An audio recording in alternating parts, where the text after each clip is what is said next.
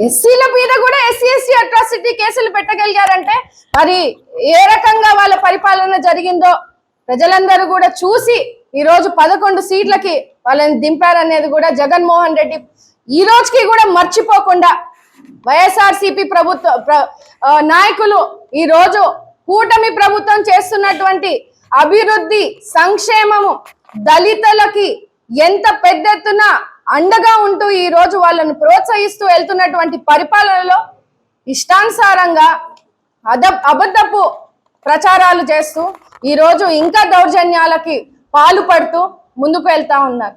మనమంతా చూసాము రాజ్యసభ కేంద్రంగా జగన్ పాలనలో దళితులపై దాడులు దౌర్జన్యాలు విపరీతంగా పెరిగాయని కూడా తెలియజేశారు. అంతేకాదండి, వైఎస్ఆర్సీపీ 5 ఏళ్ల పరిపాలనలో 56,000 దాదాపు 56,000 ఎస్సీలపై దాడులు చేసినటువంటి సంఘటనలు ఉన్నాయి. మీరు ఏ రోజు కూడా ఇప్పుడున్నటువంటి ప్రజలు ఎప్పుడు మర్చిపోలేదు. ఆనాడు ఆ పాలనలో భయభ్రాంతులను గురి చేస్తే ఓట్లు పడతాయని ఓటు రాజకీయం చేశారు.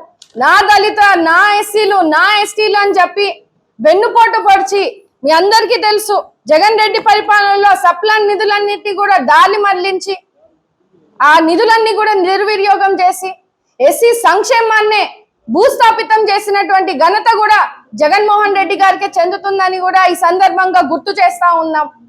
ఈ రోజు జగన్మోహన్ రెడ్డి అధికారంలో లేకపోయినా కూడా ఇంకా వైఎస్ఆర్సీపీ నాయకులు అదే రకంగా అంతే అహంకారపూరితంగా ఈ రోజు రాష్ట్ర వ్యాప్తంగా చేస్తున్నటువంటి అనవసరపు దాడులను మనం ఈ రోజు మళ్ళీ గుర్తు చేస్తున్నాం.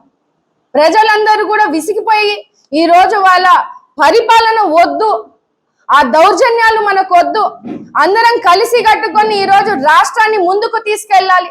అత్యధికంగా ఈ రోజు నిరుపేద కుటుంబాల్లో ఎస్సీ ఎస్టీ కుటుంబీకులు ఈ రోజు ఎంతగానో ఇబ్బంది పడిన పరిస్థితి, ఎస్సీలకు సంబంధించినటువంటి భూములు కబ్జాలు చేసినటువంటి పరిస్థితి, అనవసరంగా వాళ్ళని భయభ్రాంతులకు గురి చేసి